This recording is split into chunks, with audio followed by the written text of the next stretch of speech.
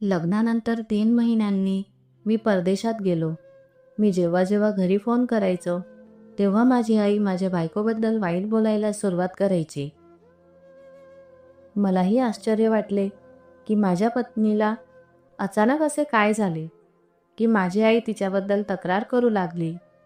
हळूहळू मी माझ्या आईच्या बोलण्यावर विश्वास ठेवू लागलो आणि मी माझ्या पत्नीला फोन करणे बंद केले. 3 वर्षांनी मी घरी परतलो, तेव्हा माझ्या पत्नीला पाहून मला आश्चर्य वाटले. कारण ती पूर्णपणे बारीक आणि हाडकुडी झाली होती. मी माझ्या पत्नीशी बोललो नाही. दुसऱ्या दिवशी नवरात्र चालू होती. कन्याला जेवण दिले जात होते. तिने संपूर्ण 9 दिवस उपवास केला होता. या आनंदात मी तिच्या खोलीत गेलो, तेव्हा माझे डोळे आश्चर्याने उघडले. कारण माझे नाव राजेश आहे. मी 25 वर्षांचा झाल्यावर माझ्या आईने माझ्यासमोर 2 मुलींचे फोटो ठेवले आणि त्यापैकी एकाला माझी जीवनसाथी म्हणून निवडण्यास सांगितले. मी दोन्ही फोटो खूप काळजीपूर्वक पाहिले. त्यापैकी एक मुलगी खूप सुंदर आणि गोरी होती, तर दुसरी काळी होती. पण तिचा चेहरा खूप सुंदर होता. तिच्या चेहऱ्यावर खूप निरागसता होती. मी त्या मुलीचा फोटो उचलला आणि आईला विचारले, आई, ही मुलगी कोण आहे? माझ्या आईला माझ्या बोलण्याने आश्चर्य वाटले आणि तिने मला विचारले, बेटा, तू गोऱ्या मुलीऐवजी ही मुलगी का निवडलीस? मी उत्तर दिले की आई, ती खूप निष्पाप दिसते. ती घरी आल्यावर ती लवकरच तुम्हा सर्वांमध्ये मिसळेल. तरीही मला माझ्या आई आणि पत्नीच्या भांडणात अडकायचे नव्हते. म्हणून मला अशी मुलगी निवडायची होती, जी निष्पाप आणि सभ्य असेल. माझे बोलणे ऐकून आई हसली आणि म्हणाली, हो, तू बरोबर बोलत आहेस. ती एक अनाथ मुलगी आहे आणि तिला आधार देणारे कोणीही नाही. तिची मावशीही तिच्या लग्नाला एक ओझे मानते. तिला फक्त कसे तरी तिचे लग्न करायचे आहे. जर तुला ही मुलगी आवडली तर मी तुझे लग्न इथेच ठरवून देते. पण खरं सांगू का, मला ती गोरी मुलगी आवडली होती. पण तूही बरोबर आहेस. जर ती गोरी मुलगी आली तर ती आपल्याला नखरे दाखवेल. जेव्हा माझ्या बहिणींना कळाले की मी एक सावळी मुलगी निवडली आहे, तेव्हा त्यांना सुरुवातीला धक्का बसला. पण नंतर त्यांनाही आनंद झाला की त्यांच्या भावाने एका निष्पाप आणि सभ्य मुलीला आपली वहिनी बनवण्याचा निर्णय घेतला आहे. मग माझ्या आई आणि बहिणींनी तिथे माझे लग्न निश्चित केले आणि खूप लवकर माझे लग्नही निश्चित झाले.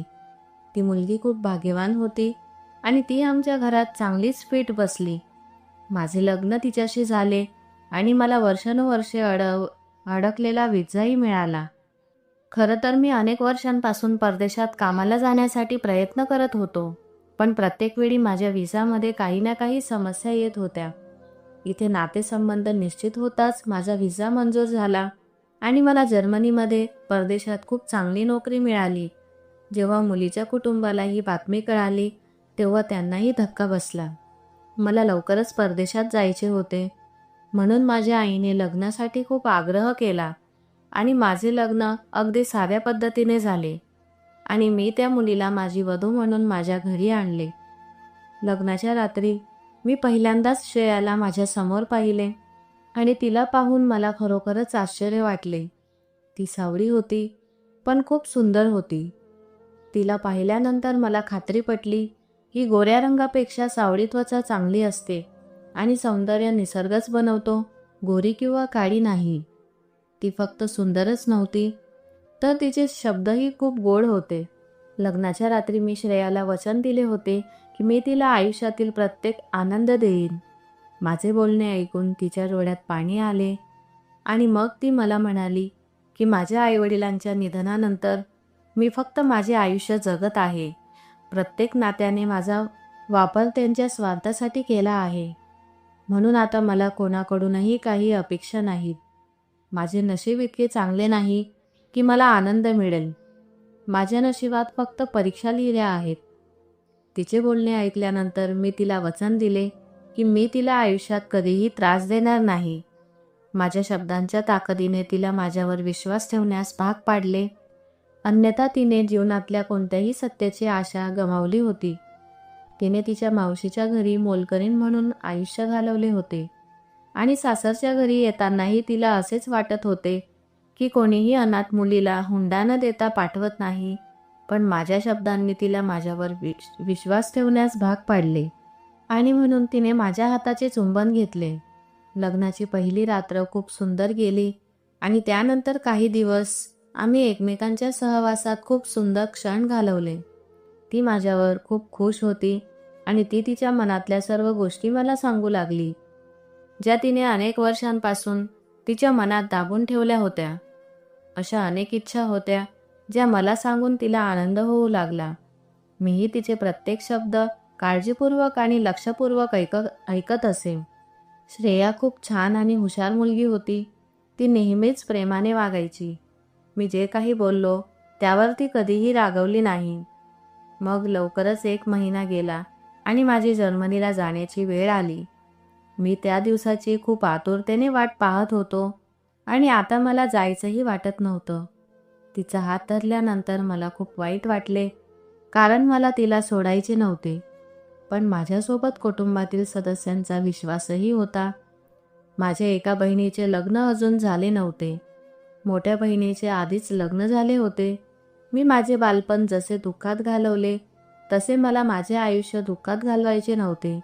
माझ्या मुलांनीही त्यांचे जीवन अशाच प्रकारे जगले पाहिजे, म्हणून मला असे वाटत होते की मी जर्मनीमधून मिळणाऱ्या कमाईतून येथे व्यवसाय सुरू करेन आणि नंतर परत येईन.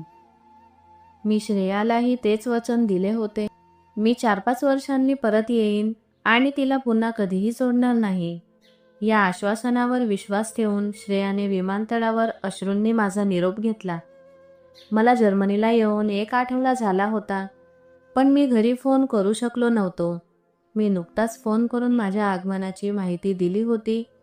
1 आठवड्यानंतर जेव्हा मी पूर्णपणे स्थिर झालो आणि घरी बसलो आणि माझे कामही सुरू केले, तेव्हा मी घरी फोन केला.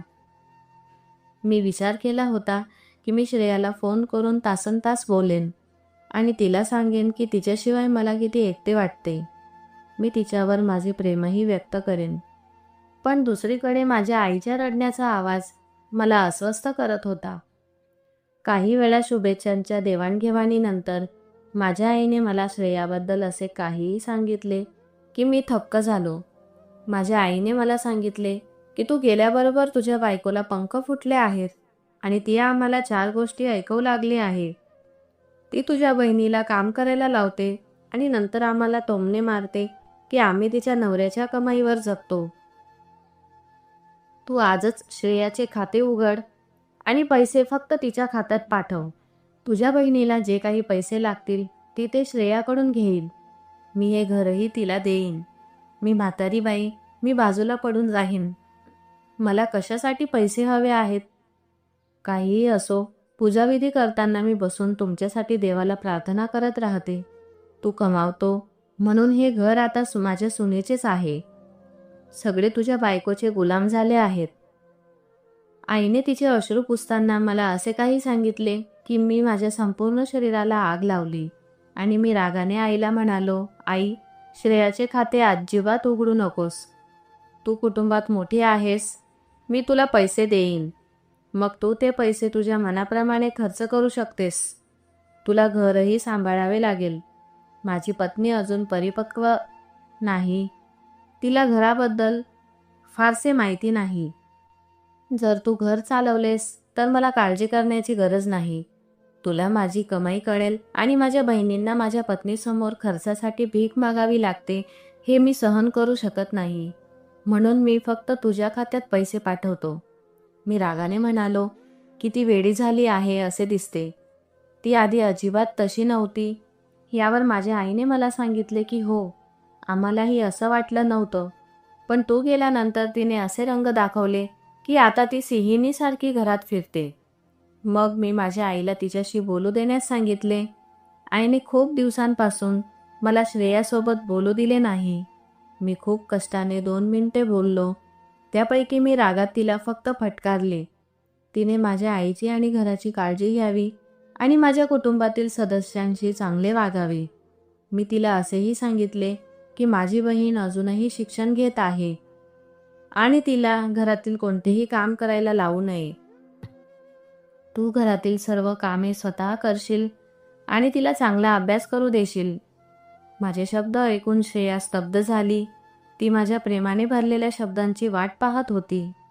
माझ्या आईने तिच्या विरुद्ध माझ्या मनात काय भरले होते याची तिला काहीच कल्पना नव्हती. माझ्या रागाच्या कटुतेने आणि कठोर शब्दांनी तिचे मन दुखावले गेले. तिला समजले की तिने पुन्हा एकदा चुकीच्या आशा बांधल्या आहेत. म्हणून नेहमीप्रमाणे तिने संयमाचा एक घोट घेतला आणि माझ्याकडे तक्रार केली नाही. आणि मग हे नेहमीच असंच होऊ लागलं. मी जेव्हा जेव्हा घरी फोन करायचो तेव्हा माझी आई मला खूप दिवसांनी श्रेयाशी बोलायला लावायची. तिच्याशी बोलायला लावण्यापूर्वी ती तिच्या विरुद्ध इतक्या गोष्टी बोलायची आणि माझ्या मनात इतकं विष भरायची की मी तिच्याशी कधीच प्रेमाने बोलू शकलो नाही. मी तिच्याशी नेहमीच रागाच्या भरात बोलायचो. जर मी कधीकधी तिच्याशी हळुवारपणे बोललो तर मी फक्त तिच्याबद्दल विचारण्यापलीकडे जाऊ शकत नव्हतो. आमचे नाते असेच चालू राहिले. मग 3 महिन्यांनी माझ्या आईने मला सांगितले की मी बाबा होणार आहे. माझ्या आईने जे सांगितले ते ऐकून मला धक्काच बसला आणि मी तिला सांगितले की मला जर्मनीत येऊन 3 महिने झाले आहेत. मग मी आता वडील कसे होऊ शकतो? यावर माझ्या आईने सांगितले की मी स्वतः तुला सुरुवातीलाच हे सांगणार होती. सुरुवातीच्या दिवसात चढ उतार येतात. तू परदेशात असताना काळजीत पडशील आणि मुलाबद्दल स्वप्न पाहू लागशील आणि मग काही घडले तर तुझे हृदय तुटेल. तरीही तुझ्या पत्नीला हे मूल नको आहे. ती नेहमीच असे काही करते जेणेकरून गर्व पडेल. म्हणूनच मी तुला भीतीपोटी काहीही सांगितले नाही. पण आता 3 महिने झाले आहेत म्हणून आता मी तुला सांगते. मुलाबद्दल ऐकून मला खूप आनंद झाला. पण दुसरीकडे मला खूप आश्चर्य वाटले की श्रेयाला आई व्हायचे नव्हते. मी माझ्या आईला तिच्याशी बोलायला सांगितले. मग मी पहिल्यांदाच श्रेयासोबत प्रेमाने बोललो. पण ती हो किंवा नाही पेक्षा जास्त उत्तर देत नव्हती. यावर मी माझ्या आईवर विश्वास ठेवू लागलो की श्रेयाला या मुलाबद्दल खरोखर प्रेम नाही. त्यानंतर जेव्हा माझ्या आईने पुन्हा फोन हातात घेतला तेव्हा ती म्हणू लागली की तुझी बायको स्वतःची अजिबात काळजी घेत नाही.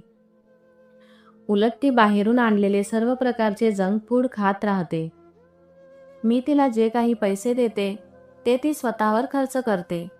मी तिला किती वेळा सांगितले आहे की मुलांना हानी पोहोचू शकेल अशा गोष्टी खाऊ नको. पण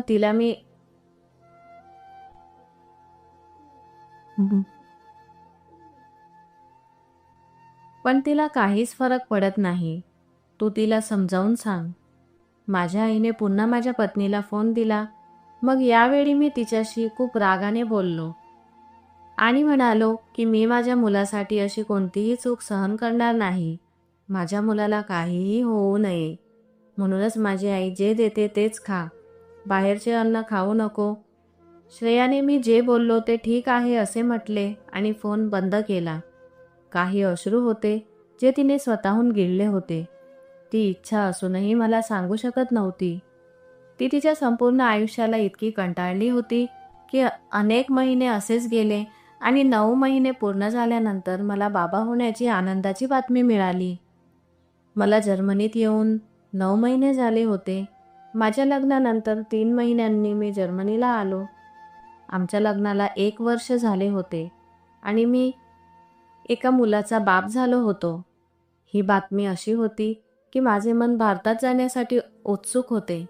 पण माझा 3 वर्षांचा करार होता आणि त्यापूर्वी मी परत जाऊ शकत नव्हतो. कधीकधी मला माझ्या मुलाचा आवाज ऐकावासा वाटत तेव्हा माझी आई फोन माझ्या मुलाजवळ ठेवायची. त्या मुलाच्या हास्याने माझे हृदय फुलून जायचे. मी माझ्या बायकोशी फारसे बोलायचो नाही. माझे मन माझ्या मुलाला भेटण्यासाठी आतुर झाले होते. माझ्या पत्नीबद्दलच्या माझ्या भावना पूर्णपणे बदलल्या होत्या. कदाचित याचे कारण माझ्या आईने माझ्या मनात आणि हृदयात श्रेयाविरुद्ध चुकीच्या गोष्टी ठेवल्या होत्या. मी माझ्या आईला 3 वर्ष खूप पैसे पाठवले होते. पण जेव्हा मी माझ्या आईला परत येण्याबद्दल बोललो आणि सांगितले की मी तुला पाठवलेल्या पैशांनी मी काहीतरी व्यवसाय सुरू करेन तेव्हा माझ्या आईने मला सांगितले की ते सर्व पैसे तुझ्या पत्नीवर आणि मुलाच्या जन्मावर खर्च झाले आहेत.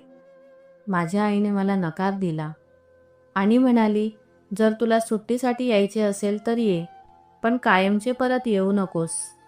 आईचे बोलणे ऐकून मी अस्वस्थ झालो, कारण मी माझ्या पत्नीला 3 वर्षांसाठी वचन दिले होते.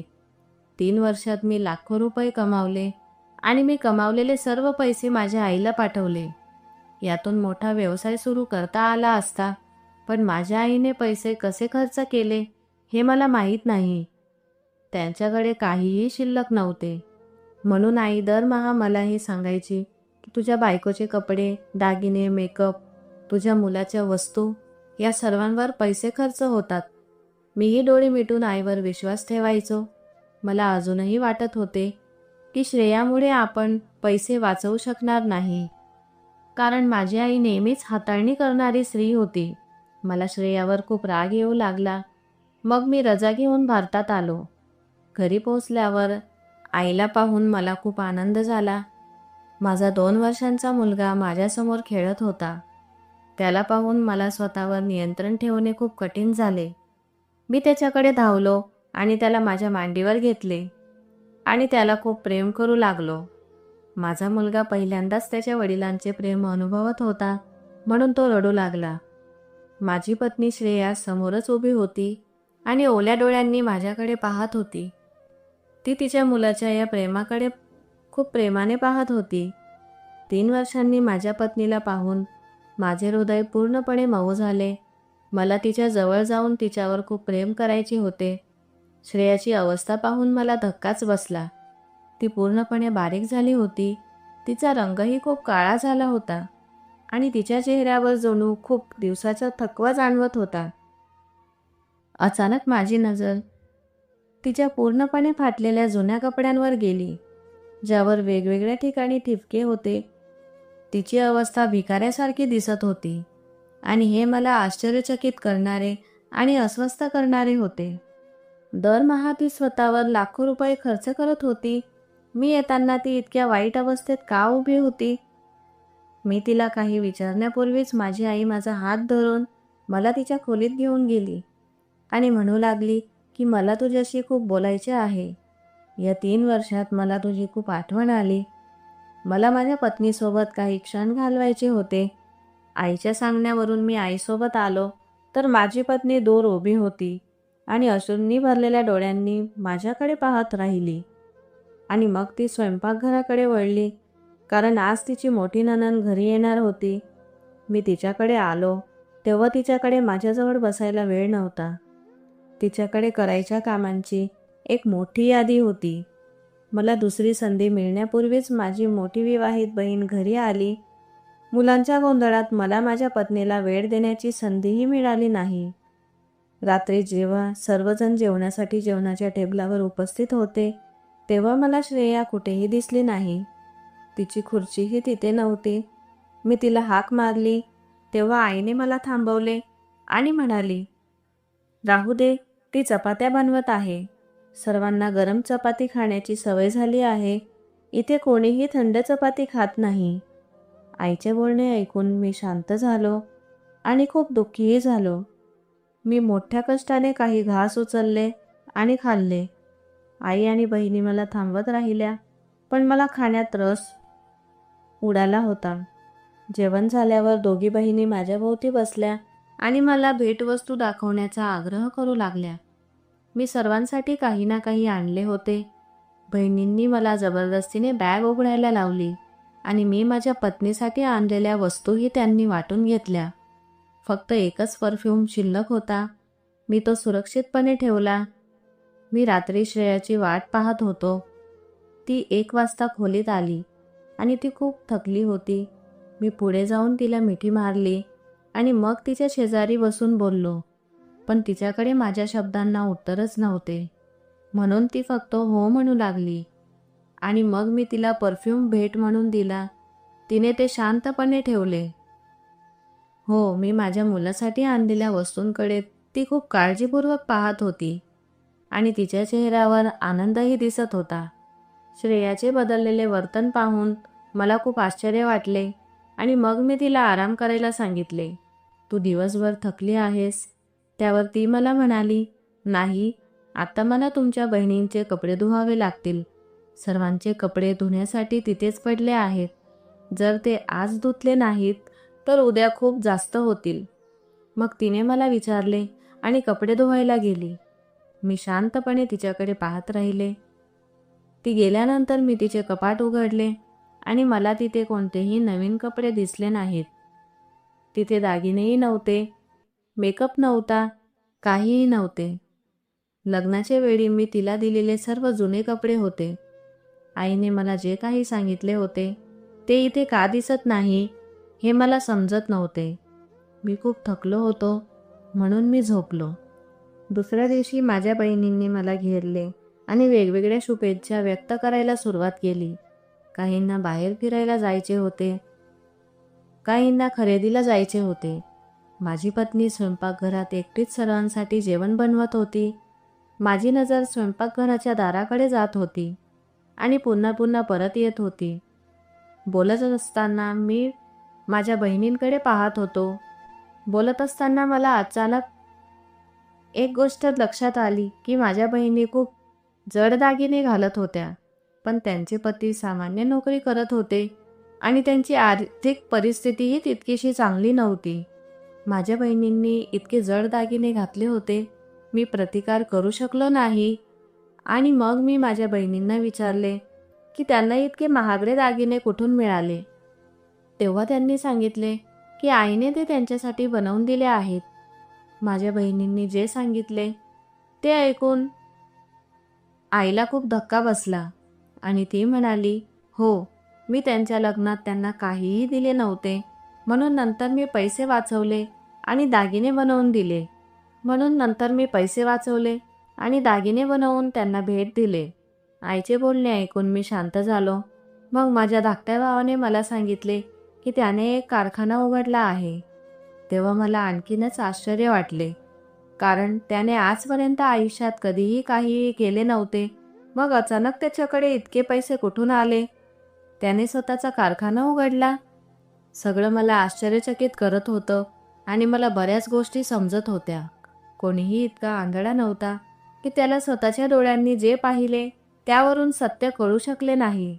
मग 2 दिवसांनी माझ्या धाकट्या बहिणीने, जिचे लग्न मी जर्मनीला गेल्यानंतर झाले होते, मला काही कामासाठी तिच्या घरी बोलावले. तिच्या घरात जगभरातील सुंदर फर्निचर, AC, कूलर, पंखा, डायनिंग टेबल आणि तिच्या नवऱ्यासाठी 4 चाकी गाडी पाहून मला आश्चर्य वाटले. ज्यावर तिने मला सांगितले की आईने सर्व काही बनवून दिले आहे. मी एकटाच रिकाम्या हाताने राहिलो होतो आणि माझी पत्नी मोलकरीण झाली होती. इतक्या वर्षात मला हे सर्व कळू शकले नाही, म्हणून मला स्वतःबद्दल खूप वाईट वाटू लागले.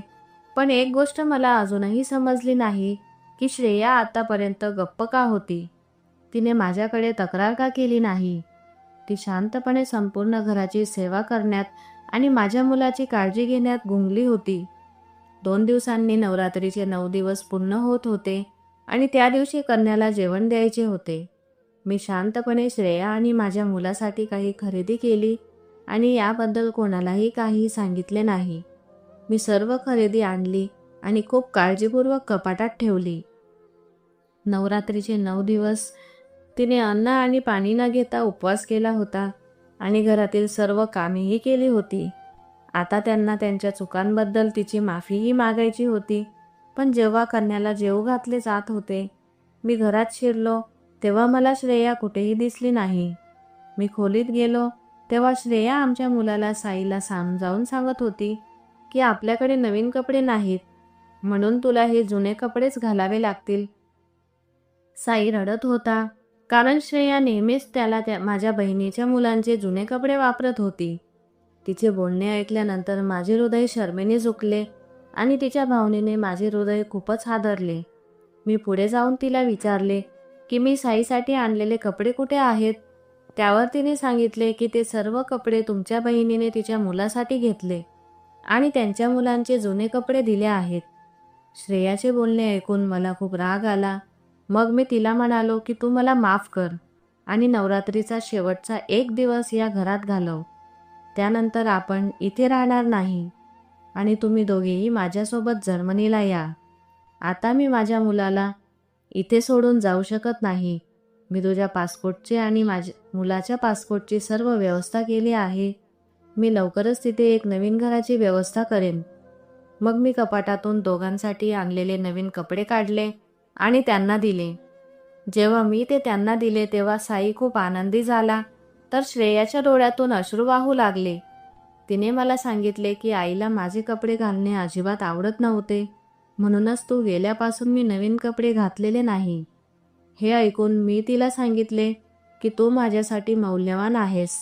मी खूप भाग्यवान आहे की मला तुझ्यासारखी पत्नी आणि जीवनसाथी मिळाली. आजपासून आई काहीही बोलणार नाही. तू तयार हो. तिने मला सांगितले की संपूर्ण जगाप्रमाणे तू माझा अभिमानही तोडलास, म्हणूनच मी तुझी तक्रार केली नाही. मला खूप वाईट वाटले आणि मग नवरात्रीचा शेवटचा दिवस संपल्यानंतर मी माझ्या पत्नीला घेऊन त्या घरातून कायमचे बाहेर पडलो. मी माझी पत्नी आणि मुलासह जर्मनीला आलो. आता 1 वर्ष उलटून गेले होते. मी माझ्या आईचा एकही फोन उचलत नव्हतो.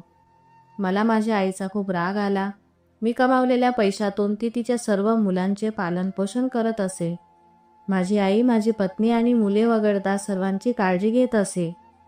माझ्या आईने मला अनेक फोन केले होते, पण मला तिचा एकही फोन उचलायचा नाही. मग माझ्या पत्नीने स्वतः मला समजावून सांगितले की तू तुझ्या आईसोबत असे करू शकत नाहीस. तिला काहीतरी अडचण असेल. शेवटी फोन उचल आणि ती आजारी आहे का ते बघ. माझ्या पत्नीने हे सर्व सहन केले आहे, पण तिने माझ्या आईबद्दल कधीही तिचे मन दुखावले नाही. जेव्हा मी पुन्हा फोन केला तेव्हा माझी आई फोनवर रडू लागली आणि म्हणाली की तुझ्या धाकट्या भावाने प्रेमविवाह केला आहे आणि आमच्यासोबत एकही दिवस घालवला नाही आणि तिच्यासोबत तो वेगळा राहतो. मी खूप मोठी चूक केली आहे. तू कमावलेले सर्व पैसे मी तुझ्या धाकट्या भावावर गुंतवले होते, पण आज तो लग्न करून माझ्यापासून वेगळा झाला. त्याची बायको इतकी हुशार आहे की तिला आमच्याशी बोलायलाही आवडत नाही. ती आपल्याला गावंढळ मानते. तुझ्या बहिणींचे स्वतःचे सासर आहे. आता मी खूप अस्वस्थ आहे. मला एकट्याला जेवण बनवता येत नाही. मी तुझ्या बहिणींना फोन केला की त्या म्हणतात की त्यांच्याकडे वेळ नाही. आता तूच सांग मी काय करू बेटा. आईचे बोलणे ऐकून मला तो दिवस आठवला जेव्हा ते लोक माझ्या पत्नीवर इतका अन्याय करायचे आणि ती ते सर्व शांतपणे सहन करायची आणि कधीही माझ्याकडे तक्रार करायची नाही. आज तिची जी काही अवस्था होती ती तिच्या कृत्यांची शिक्षा होती. तिने माझी कमाई तिच्या सर्व मुलांवर खर्च केली आणि तीच मुले तिला 2 वेळेचे जेवण देण्यासही तयार नव्हती. मी तुम्हाला विचारू इच्छितो की मी माझ्या आईला माझ्यासोबत ठेवावे की माझ्या बहिणी आणि भावांनी माझ्या आईला एकटे सोडले आहे तसे मीही तिला सोडावे. माझी पत्नी म्हणते की मी तुमचे कर्तव्य विसरू नका. ती काहीही असो, ती तुमची आई आहे. तुम्ही तिला आपल्यासोबत ठेवा.